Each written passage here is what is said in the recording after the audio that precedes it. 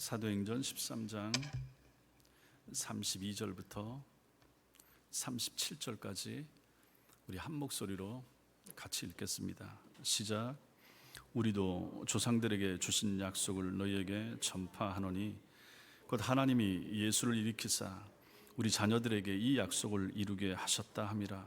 시편 둘째 편에 기록한 바와 같이 너는 내 아들이라 오늘 너를 낳았다 하셨고 또 하나님께서 죽은 자 가운데서 그를 일으키사 다시 썩음을 당하지 않게 하실 것을 가르쳐 이르시되 내가 다윗의 거룩하고 미쁜 은사를 너희에게 주리라 하셨으며 또 다른 시편에 일렀으되 주의 거룩한 자로 썩음을 당하지 않게 하시리라 하셨느니라.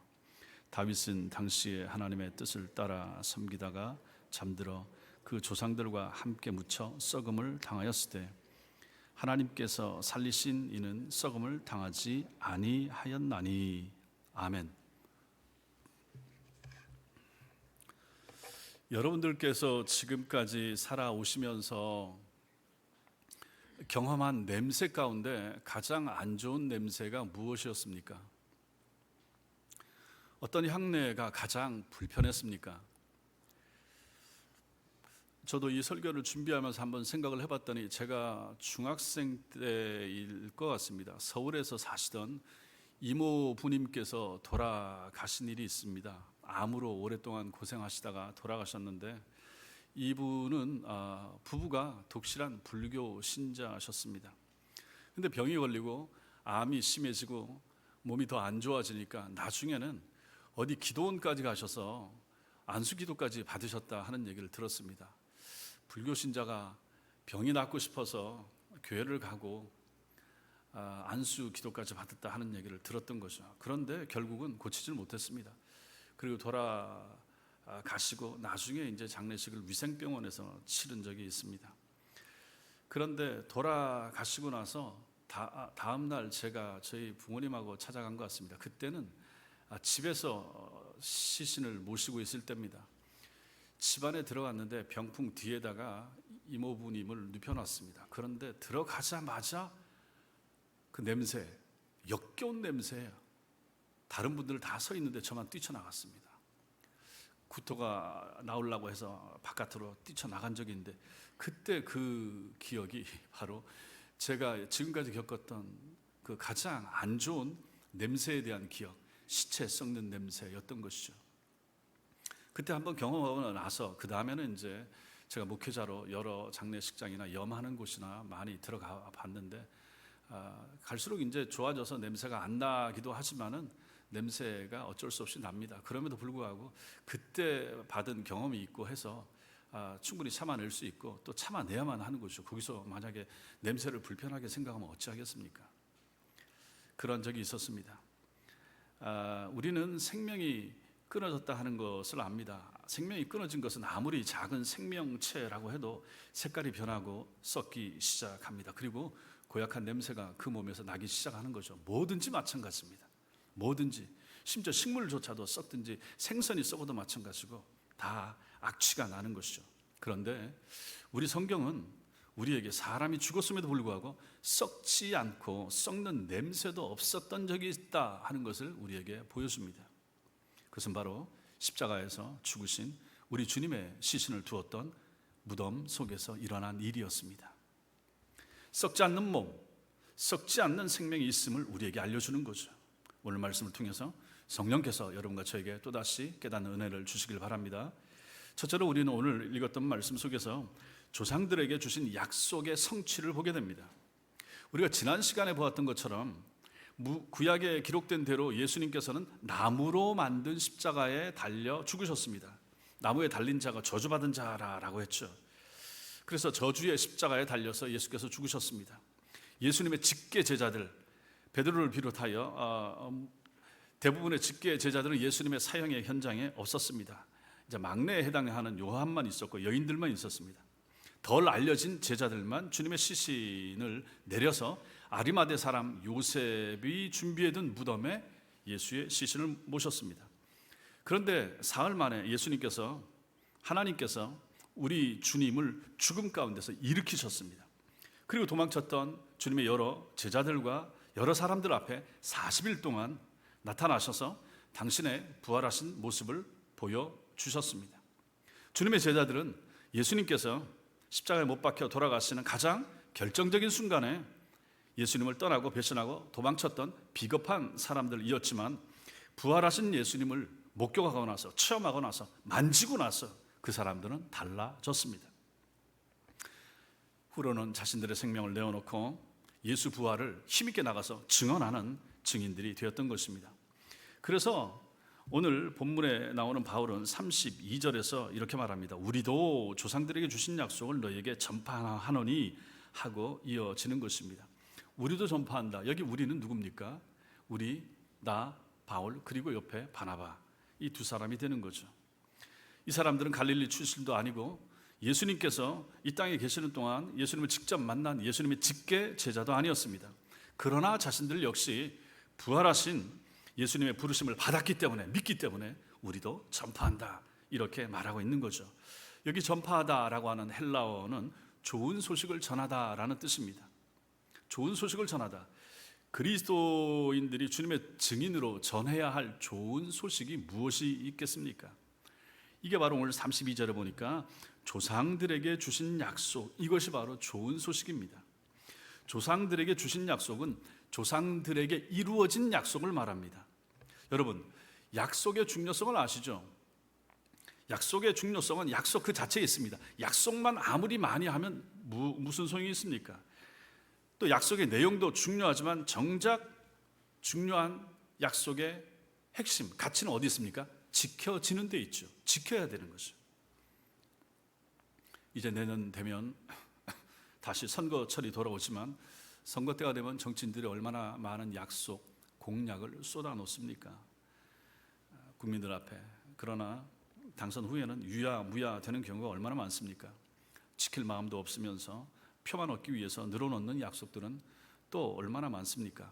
이처럼 지킬 수 없는 약속, 지켜지지 않는 다짐, 이것은 헛되고 허무합니다.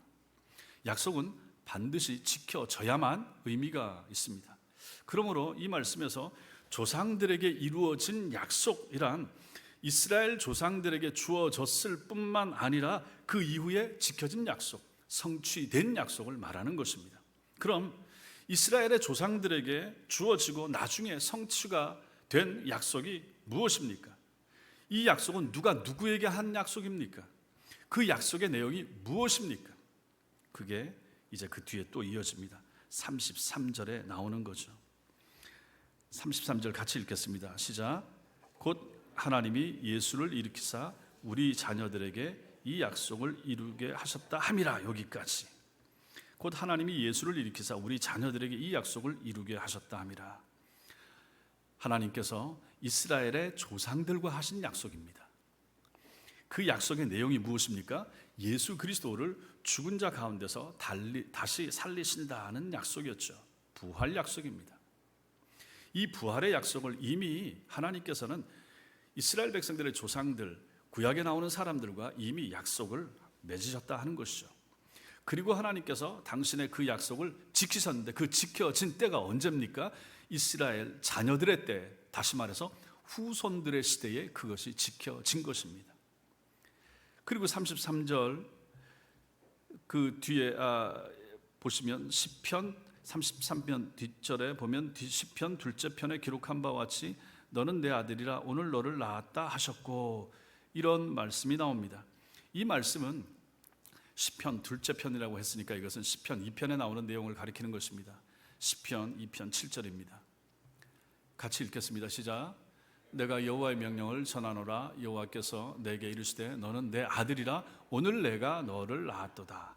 너는 내 아들이라 오늘 내가 너를 낳았도다. 이 구절이 여기에 해당되는 것이죠. 이 말씀은 사무엘하 7장에서 하나님께서 다윗에게 언약을 주실 때 그의 뒤를 이어서 그 몸에서 태어날 자식을 아들로 삼겠다라고 하셨는데, 그 예언이 이루어진 것입니다. 누구에게 이루어졌습니까? 다윗의 아들 솔로몬에게 1차적으로 이루어진 거죠. 그리고 궁극적으로 다윗의 후손이자 하나님의 아들로 이 땅에 오신 예수 그리스도에게서 이것이 완전히 성취되었던 것입니다. 다윗에게 주신 이 메시아 약속은 하나님의 독생자이신 예수님께서 인간의 몸을 입고 이 땅에 오심으로 성취된 것입니다. 그렇다면 이 33절은 어떤 약속입니까? 예수 탄생에 대한 약속이 되는 것이죠. 예수 탄생에 대한 약속. 이렇게 33절에 이어서 그럼 34절이 또 이어지는데 34절 같이 읽겠습니다. 시작. 또 하나님께서 죽은 자 가운데서 그를 일으키사 다시 썩음을 당하지 않게 하실 것을 가르쳐 이르시되 내가 다윗의 거룩하고 미쁜 은사를 너희에게 주리라 하셨으며, 이렇게 이제 말씀이 이어집니다. 이 34절은 메시아를 주시겠다는 그러한 약속이 되는 것입니다. 하나님께서 예수님을 이 땅에 보내시기 700년 전에 이사야 선지자를 통해서 이미 이스라엘 조상들에게 약속을 하셨습니다. 이것이 이사야 55장 3절 말씀입니다. 같이 읽겠습니다. 시작. 너희는 귀를 기울이고 내게 나와 들으라. 그리하면 너희의 영혼이 살리라. 내가 너희를 위하여 영원한 언약을 맺으리니 곧 다윗에게 허락한 확실한 은혜이니라. 이렇게 나오죠. 영원한 언약을 맺겠다. 하나님께서 다윗으로 대표되는 이스라엘 조상들과 영원한 약속을 맺으신 것입니다. 그것은 하나님께서 예수님을 죽은 자 가운데서 다시 살리셔서 영원히 썩지 않는 생명의 구세주 메시아로 삼으시겠다라고 하는 그 말씀, 그 약속이었습니다. 그런데 그 약속이 예수님께서 하나님에 의해 죽음을 깨뜨리고 부활하심으로 이제 그 약속도 성취가 된 것입니다. 그러므로 34절은 메시아를 보내심에 대한 약속, 33절은 예수님을 보내시겠다, 예수 탄생에 대한 약속, 그 다음 절은 메시아 오심에 대한 약속, 그 다음에 이어지는 것이 35절 말씀이 됩니다. 35절 같이 읽겠습니다. 시작. 또 다른 시편에 일렀으되 주의 거룩한 자로 썩음을 당하지 않게 하시리라 하셨느니라. 이 말씀은 시편 16편 10절을 인용하고 있습니다. 같이 읽겠습니다. 이는 주께서 내 영혼을 스올에 버리지 아니하시며 주의 거룩한 자를 멸망시키지 않으실 것임이니이다. 여기 보시면 주께서 내 영혼을 스올에 버리지 아니하신다. 이것은 예수께서 하신 말씀이나 마찬가지입니다.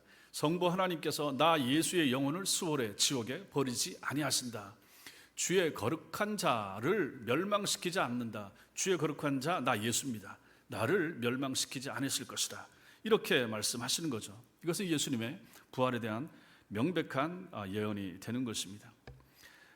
하나님께서 예수님의 영혼을 당연히 지옥에 버리지 않으실 것이고 멸망시키지도 않는다. 이것은 당연한 말씀입니다. 이 약속이 하나님에 의하여 예수님을 부활시키심으로 그 약속이 성취가 되었던 것입니다. 하나님께서는 이스라엘의 조상들에게 예수님을 보내주시리라 이렇게 약속했죠. 이 땅에 오신 그분이 고난을 당하리라, 그것도 예언되었죠. 고난당한 그분이 저주의 죽음을 죽으리라 예언하셨습니다. 그러나 그렇게 죽으신 예수를 하나님의 능력으로 다시 일으키시리라 약속하셨던 것입니다. 이 모든 예언과 약속들이 전부 다 이루어진 것입니다. 이 말씀을 비시디아 안디옥의 유대인 회당에서 설교하고 있는 바울을 생각해 보십시오. 머릿속에 이 구약의 말씀들이 다 들어있는 거예요. 시편의 말씀과 이사야의 말씀이 들어있는 거예요. 예수를 만나고 나니까, 부활하신 예수를 만나고 나니까 그 모든 구약의 말씀들이 얼마 전에 죽었던, 그리고 내가 핍박하고 그 사람을 믿는 사람들을 잡아 죽였던 그 대상이 되었던 그 예수님에게 이것이 다 성취되었다, 성취되고 있구나 하는 것을 바울이 알았던 것입니다. 그래서 그가 감격 속에서 이것을 자기의 설교 속에서 녹여내고 있는 것입니다. 그렇다면 어떻게 그 약속들이, 구약의 약속들이 이스라엘의 후손들 때에 이루어질 수 있었을까요? 그 약속, 먼 시대에 주어진 약속 아닙니까? 그것이 어떻게 이루어질 수가 있었을까? 아브라함 때부터도 마찬가지고 더 거슬러 올라가면 이미 아담에게 그 약속을 주셨다고 할 수 있습니다. 가죽옷을 통하여 우리의 수치를 가리실 것에 대한, 그때는 몰랐겠지만 훗날에 오실 예수 그리스도를 상징하는 그것이 구약 전체에 녹아 있지 않습니까? 거기서부터 깨어진 반석부터 그 다음에 노아의 방주를 비롯하여 성막의 형태라든지 이 모든 것, 만나와 메추라기, 광야에서 들린 구리뱀, 이 모든 것이 다 신약시대에 오실 예수를 상징하고 은유하면서 나타내는 거 아니었습니까? 그것이 점점 구체화되어서 다윗을 통하여 이사야를 지나서 이제 마침내 우리 예수님 때 이것이 이루어졌던 것입니다. 그렇다면 이러한 구약의 약속들이 이스라엘 후손들에게 어떻게 이루어질 수가 있었습니까? 그것은 그들의 조상들이, 이스라엘의 조상들이 자신들이 받은 하나님의 약속을 믿었기 때문입니다. 그 말씀을 믿었습니다. 하나님이 주신 약속을 믿었습니다. 그리고 그 약속의 말씀을 마음에 새겼습니다.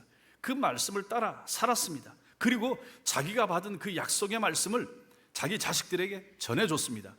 자기가 받은 그 확신, 메시아가 오실 것이다, 구세주가 오실 것이다 라고 하는 그 메시지 받은 것을 가지고 자기 자식들에게 교육을 시켜서 너도 이 신앙을, 이 믿음을 가지고 살라라고 전해주었던 것입니다. 전에도 제가 몇 번 말씀을 드렸습니다. 우리는 구원을 무엇으로 받습니까? 믿음으로 받습니다. 예수를 믿음으로 받습니다. 예수님 시대 사람들도 마찬가지고 예수 이후 시대 사람들도 예수를 믿음으로 구원받습니다. 그러면 예수님 오시기 전 사람들은 무엇으로 구원을 받습니까? 행위로 구원받습니까? 당연히 아니죠. 그 사람들은 무엇으로 구원을 받습니까? 오실 예수를 믿음으로 구원받는 것입니다. 그러므로 성경에서의 구원은 예수 한 분 믿는 것 외에는 방법이 없는 것이죠. 오실 예수를 믿든지 오신 예수를 믿고 그리고 다시 오실 예수를 믿는 사람, 그 사람에게 구원이 임하는 것입니다. 이 이스라엘의 조상들은 그걸 믿었습니다. 그래서 자기 자식들에게 메시아가 올 것이라고 끊임없이 가르쳤던 것이죠. 그리고 그 자식은 또 자기 자식에게 그것을 가르치고 했던 것입니다. 그래서 그 후손들이 그 약속이 성취되는 것을 마침내 예수님 때에 보게 되었던 것이고, 결과적으로 그 약속이 시간과 공간을 초월하여 이스라엘 조상들에게 이루어지게 되었던 거죠. 그들은 훗날 2000년 후에, 1000년 후에, 700년 후에 되어질 일을 마음으로 믿고 있었던 것이죠. 그것이 과연 그때 예수께서 이 땅에 오시고 사시고 죽으시고 부활하심으로 이루어졌던 것입니다. 그 이스라엘 조상들의 신앙과 믿음이 성취된 것입니다. 사람은 시간이 지나면 기억력이 쇠퇴합니다. 의지도 약해집니다. 건강도 따라주지 않습니다. 마음도 변해갑니다. 그래서 약속을 하고도 못 지키는 경우가 사람들 세상에서 얼마나 많습니까? 여러분이나 저나 마찬가지 아닙니까? 그런데 하나님은 사람과 다르십니다. 하나님은 인생하고 다릅니다. 하나님은 한 번 하신 약속은 반드시 성취하고야 마십니다. 그래서 우리가 하나님을 믿을 수 있는 것입니다. 성경에 나오는 모든 약속이 다 성취되었습니다. 그래서 성경학자들은 성경에 나온 숱한 약속들이 다 이루어졌고 하나 남은 약속이 있다. 그것이 무엇인가? 예수님 재림에 대한 약속이 되는 것이죠.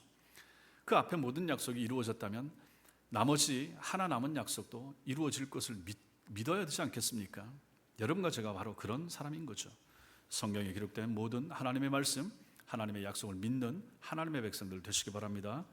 둘째로 우리는 오늘 말씀에서 신앙의 상속자들의 모습을 보게 됩니다. 32절과 33절에 보시면 우리의 주목을 끄는 세 개의 단어가 있습니다.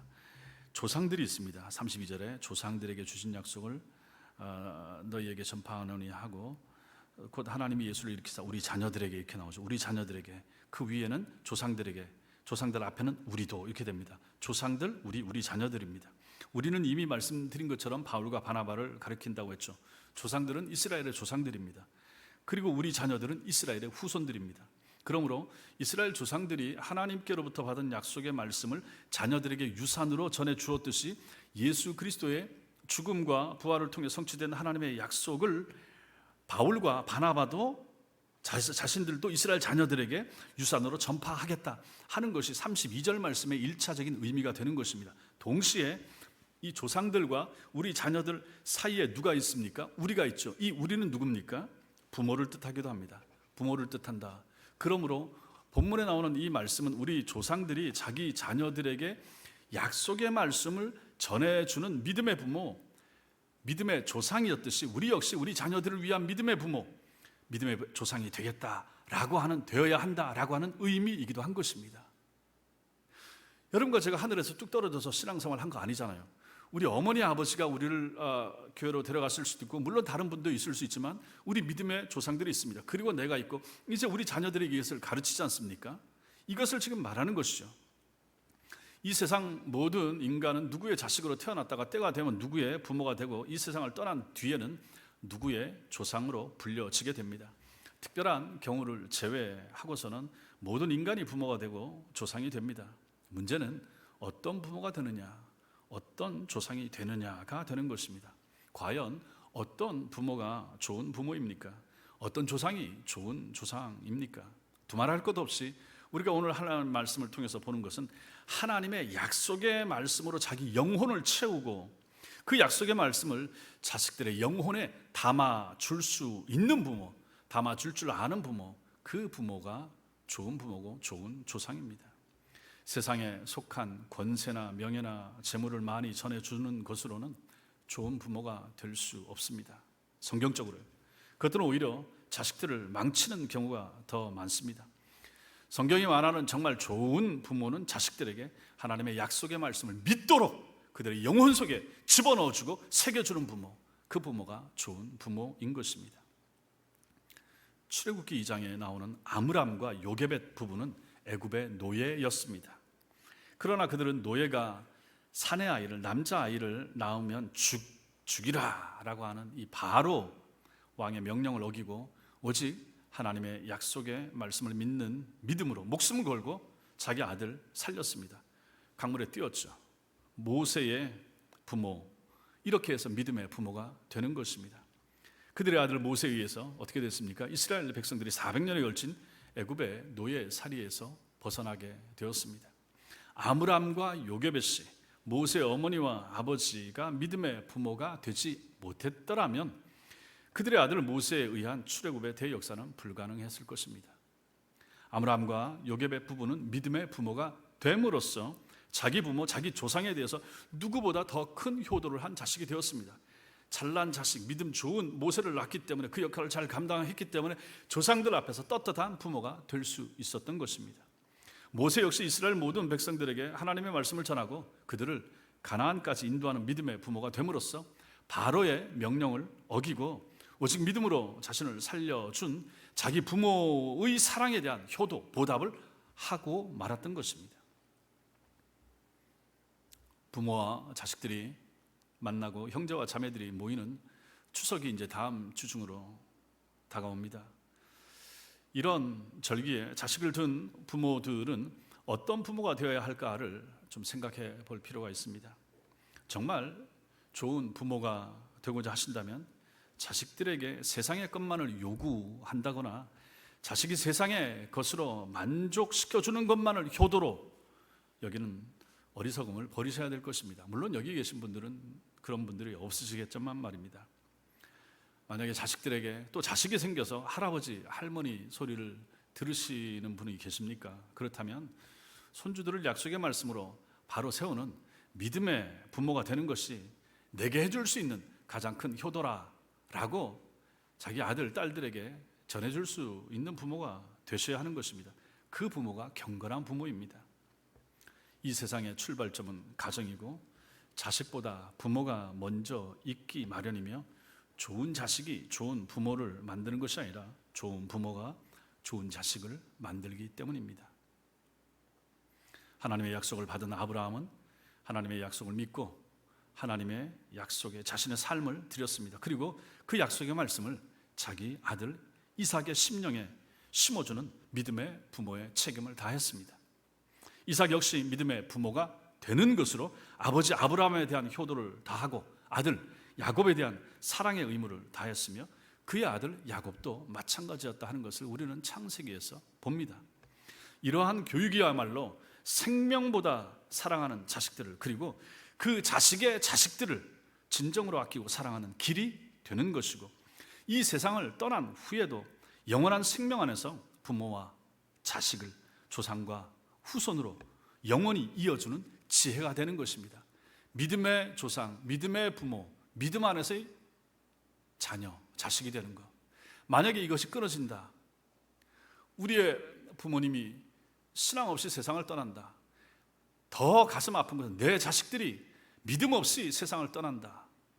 얼마나 가슴 아픈 일입니까? 이런 것은 없어야 된다 하는 것이죠. 이것이 바로 신앙의 상속이고 믿음을 유산으로 남겨주는 일이 되는 것입니다. 이것이 중요합니다. 이것의 가치를 절대로 잊지 마시기 바랍니다. 성경은 누누이 이것을 강조하고 있습니다. 여러 곳에서 구약과 신약에서 신앙의 계승, 믿음의 유산이 가장 중요한 것을 강조해 줍니다. 여러분과 저는 신자입니다. 신자는 성경의 가치와 성경의 가르침에 우리의 모든 기준을 거기다 두는 사람입니다. 성경이 이토록 강조하는데 만약에 우리가 그것을 소홀히 한다거나 우리가 거기에 관심을 두지 않는다면 어찌 되겠습니까? 신앙 안에서, 믿음 안에서 자식을 그토록 잘 가르치는 것에 대한 강조를 이렇게 성경은 여러 곳에서 많이 하고 있는데, 여러분과 제가 그것을 놓친다면 우리가 하나님 앞에서 얼마나 부끄럽겠습니까? 후회 없는 인생이 누굽니까? 자녀를 공부를 많이 시키면 후회하지 않겠습니까? 자녀에게 평생 먹고 살 수 있는 부동산이나 돈이나 이런 걸 남겨주면 후회가 없겠습니까? 아니면 결혼을 아주 잘 시키면 내 할 일 다 했다 이렇게 하시겠습니까? 아닙니다. 성경은 그렇게 말하지 않습니다. 후회 없는 인생이란 참된 신앙을 상속하여 모든 자식들이 경건한 하나님의 자녀가 되도록, 하나님이 사람이 되도록 만들어주는 것, 그것이 바로 가장 중요하다. 그렇게 하고 인생을 마감할 때 후회 없이 이 땅에 모든 것을 내려놓고 하나님 앞에 설 수 있는 것이지, 내가 세상을 떠나는 순간에 자식들이 믿음 안에 있지 않고 교회 생활을 하지 않고 있다 그러면 눈을 제대로 감을 수가 있겠습니까? 우리의 가치, 우리의 중요점이 어디 있는가를 지금부터도 깊이 생각하시면서, 만약에 그 일이 아직도 잘 이루어지지 않고 있다 하면 열심히 많이 기도하셔야 됩니다. 눈물로 기도하셔야 됩니다. 하나님께서 우리 자녀들의 영혼을 받으시기를, 저들의 의지를 꺾어서 굴복시켜서 예수 그리스도 앞에 꿇을 수 있는 그러한 일이 일어나게 되기를 위하여 금식을 해서라도 기도하는 그런 부모가 되셔야 되지 않겠습니까? 성경의 가르침입니다. 저의 말이 아니고요. 세 번째로, 우리는 오늘 말씀을 통하여 다시 한번 썩음을 당치 않으신 예수에 대하여 봅니다. 오늘 본문에서도 바울이 크게 강조하고 있는 것이 바로 예수 그리스도의 부활입니다. 34절 상반절에 보시면 또 하나님께서 죽은 자 가운데서 그를 일으키사 다시 썩음을 당하지 않게 하실 것을 가르쳐 이르시되, 이렇게 말합니다. 사도 바울이 지금 비시디아 안디옥 유대인 회당에서 행한 설교 전체 주어가 뭐라고 그랬습니까? 하나님이 주어입니다. 하나님께서. 그리고 핵심은 누구를 전합니까? 예수 그리스도를, 이렇게 되는 거죠. 바울은 그 설교에서 하나님께서 십자가에 못 박혀 돌아가신 예수님을 다시 살리신 것을 가리켜서 지금 뭐라고 표현합니까? 썩음을 당하지 않게 하신 것, 이렇게 설명하고 있습니다. 35절에서도 마찬가지입니다. 주의 거룩한 자로 썩음을 당하지 않게 하시리라, 이렇게 말하고 있습니다. 여기서 주의 거룩한 자, 당연히 예수님이시죠. 하나님의 헤세드, 하나님의 인자를 경험한 사람, 하나님과 언약 관계를 맺고 계신 분, 그분이 바로 예수님이십니다. 성부 하나님께서는 성자 예수님으로 하여금 썩음을 당하지 않게 하시기 위하여 사흘 만에 그분을 다시 살리신 것입니다. 나아가서 이 구절은 성도인 여러분과 저에게도 적용이 되기 때문에 굉장히 중요하고 감사한 말씀이 되는 것입니다. 우리가 누굽니까? 우리는 부활의 첫 열매이신 예수님과 깊은 관계를 맺고 있는 사람입니다. 부활 예수를 믿는 사람들입니다. 부활 예수의 영이 우리 속에 들어와 있습니다. 우리가 회심한 신자라면 말입니다. 우리 속에 주님이 계십니다. 우리는 예수님을 사랑하고 그분의 사랑을 받는 존재들입니다. 우리 영혼 속에 주님이 머물고 계십니다. 따라서 우리 역시 마지막 날에 우리 주님처럼 부활에 이를 것이라 하는 신앙이 우리에게 있어야 되는 것입니다. 그것이 접붙임받은 우리의 모습이 되는 거죠. 우리도 주님과 하나가 됨으로 말미암아, 내가 주님 안에 거하고 주님이 내 안에 거하심으로 말미암아 주의 누리실 모든 은총이, 은혜가, 혜택이 우리에게 그대로 주어지게 되는 것입니다. 그 가장 중요한 혜택과 은총이, 축복이 무엇입니까? 부활입니다. 예수님의 부활, 그것이 내 부활이 되는 것이죠. 그래서 우리가 예수를 감사해야 하고 감격스러워하는 거 아니겠습니까? 그리고 36절 말씀이 이어집니다. 다윗은 당시 하나님의 뜻을 따라 섬기다가 잠들어 그 조상들과 함께 묻혀 썩음을 당하였을 때, 우리가 이 말씀은 그냥 이렇게 넘어가죠. 다윗은 그가 통치하던 3000년 전이나 지금이나 유대인들의 여전한 사랑과 흠모의 대상이 되는 사람이 다윗입니다. 오늘날 성도들이 가장 사랑에 맞지 않는 성경 속 인물 다윗 아닙니까? 그러나 그 위대한 다윗마저도 예수님과 같을 수는 없었습니다. 다윗은 이스라엘 왕으로서의 화려한 삶을 살았지만 그의 호흡이 멎고 심장이 멈춤과 동시에 그의 육체도 썩기 시작했고 마침내 흔적도 없이 사라지고 말았습니다. 그러나 37절 말씀은 36절과 다르다 하는 것을 보여줍니다. 37절 같이 읽겠습니다. 시작. 하나님께서 살리신 이는 썩음을 당하지 아니하였나니. 하나님께서 살리신 이가 누굽니까? 이 말 앞에 우리말에는 빠졌지만 영어 성경과 헬라어 성경에는 그러나가 들어있습니다. 그러나는 완전히 달라지는 거죠. 다윗은 썩었지만 그러나 하나님께서 살리신 이는 하고 이어집니다. 다윗은 죽어서 썩어져 왔지만 하나님께서 살리신 예수님은 썩음을 당하지 않으셨습니다. 왜 바울은 이처럼 예수님께서 썩음을 당하지 않으셨다 하는 것을 반복하고 있을까요? 왜 그렇습니까? 썩지 않았다, 썩음을 당하지 않았다. 여기서 지금 두 번이나 이걸 강조합니다. 그 앞에도 지금 바울의 설교의 욕점이 뭡니까? 예수의 오심, 그리고 예수의 죽으심과 부활입니다. 바울 설교의 핵심은 어디 있습니까? 예수 부활입니다. 끊임없이 예수 부활을 강조하는 거죠. 예수 부활의 참된 의미가 거기에 있기 때문입니다. 예수님께서는 인간의 죄값을 대신 치르시기 위해서 십자가 제물이 되어 분명히 돌아가셨습니다. 로마 군인이 죽으신 예수님의 허리를 창으로 찔러서 이 사람 진짜 죽었다 하는 것을 확인을 했습니다. 원래 십자가에 달려 죽는 사람들은 다리까지 완전히 반대로 꺾어서 몸이 축 처지게 만들어서 죽은 것을 확인해야 되는데 옆구리 찔렀을 때 이미 예수님은 죽어 계셨기 때문에 더 이상 다리를 꺾을 필요가 없었던 거죠. 이미 죽은 것을 확인했으니까요. 사람들은 예수님의 시체를 내려서 동굴 무덤 속에 안치했습니다. 그렇다면 그 순간부터 어떻게 돼야 됩니까? 예수의 시신은 썩기 시작해야만 합니다. 모든 생명체는 죽는 순간 부패가 진행되기 때문입니다. 그러나 예수님의 시신은 썩기는커녕 하나님께서 시신 상태 예수님을 사흘 만에 멀쩡하게 다시 살리심으로, 아니 이제는 썩지 않을 몸, 영원히 썩지 않을 부활체, 부활의 몸으로 다시 살리심으로 예수님은 이제 영원히 썩지 않는 몸을 가지고 사시게 되었습니다. 다시 하나님의 지위를 회복하시게 되었던 거죠. 그 사실을 바울이 몇 번씩이나 반복하는 것은 영원히 썩음을 당하지 않으신 예수 그리스도 안에서만 영원히 썩지 않는 생명이 그 속에 있다 하는 것을 강조해 주기 위함입니다. 썩지 않는 생명, 죽지 않는 생명이 어디 있는가? 이 땅에 모든 게 다 썩는데, 뭐라도 다 썩는데, 다 사라지는데, 나무도 돌도 풍화작용이 생기고 뭐 다 죽기도 하고 토사도 유실되고 바닷가 모래도 쓸려나가고 멀쩡하게 살아남는 거 뭐 있습니까? 지금 지구 가운데 멀쩡한 부분이 어디 있습니까? 그 북극 남극의 빙하들도 녹고 있고 다 제 원래 처음에 지어진 상태로 있는 게 뭐가 있습니까? 다 사라지고 없어지는데, 그렇게 되지 않는 것이 있다. 영원히 썩지 않고 영원히 죽지 않는 것이 있다. 그 생명이 있다. 어디 있는가? 예수 그리스도 안에 있다. 예수 그리스도 안에 부활의 생명이 있다 하는 것을 말하는 것입니다. 그러므로 기독교가 다른 종교하고 절대로 비교될 수 없는 지점이 바로 여기가 되는 것입니다. 그 예수 부활을 신화로만 생각하는 것이 아니라 그 예수 부활을, 그 예수 이름을 믿기만 하면 그 예수의 생명이 내 속에 들어와서 나도 영원히 부활한다 하는 것을 가르쳐주는 종교는 기독교와 성경밖에 없는 것입니다. 다윗처럼 여러분과 저도 사람이기 때문에 죽으면 당연히 우리의 육체는 썩기 시작할 것입니다. 2-3시간만 지나면 우리 몸의 가장 부드러운 부위부터 썩기 시작합니다. 피부와 내장부터 상하기 시작하는 것이죠. 점차 부패가 진행이 됩니다. 요즘은 3일장을 치르고 화장해서 유골을 가지고 보관하든지 뿌리든지 묻든지 처리합니다. 육체는 가루가 되고 죄가 되어 사라져 가는 것이 순리입니다. 이것을 모르는 사람은 어디 있습니까? 그러나 영혼은 다릅니다. 영혼은 다릅니다. 누가복음 16장에 지옥에 간 부자가 땅에 있는 형제들과 자기 집 문간에 있었던 나사로를 기억하는 것을 한번 생각을 해보십시오. 지옥에 떨어져서 지금 생각이 나는 거예요. 땅에 있는 하나님 없이 살아가는 형제들이 생각이 나잖아요. 천국에 가 있는 아브라함의 품에, 하나님의 품에 들어가 있는 나사로를 보면서 저거 우리 집 대문간에 앉아있던 거지가 아닌가라고 생각하는 것을 보시라 하는 것입니다. 영혼의 기억작용이 있는 거예요.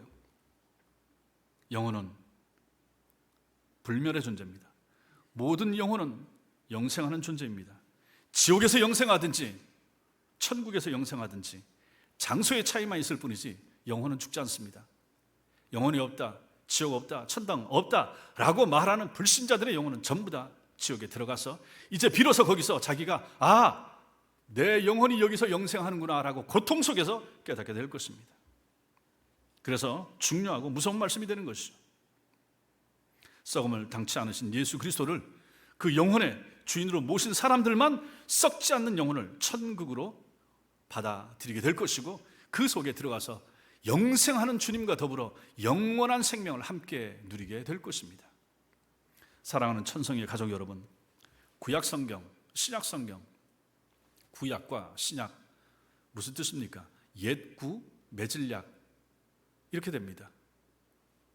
옛날 약속, 옛날에 주어진 약속, 오래전부터 약속, 새로운 약속, 신약 이렇게 됩니다.